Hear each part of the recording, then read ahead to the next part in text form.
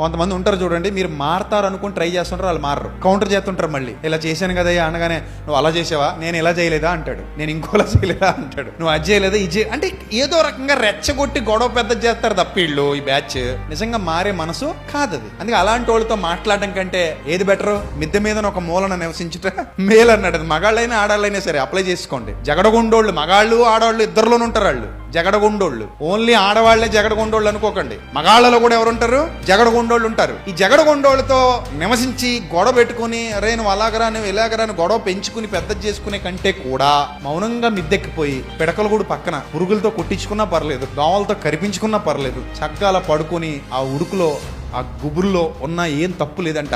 ఈ దరిద్రంలో రొంపులు దిగే కంటే కూడా అంత మౌనంగా ఉంటే బెటర్ అనమాట. సో వీళ్ళు మారీళ్ళు మళ్ళీ ఏదోటి పెంచుతూ ఉంటారు, కౌంటర్ చేస్తానే ఉంటారు, గొడవ పెద్ద చేస్తారు. అలాంటి వాళ్ళతో అనవసరం వాదన అనవసరం, రూపాయి ప్రయోజనం లేదు.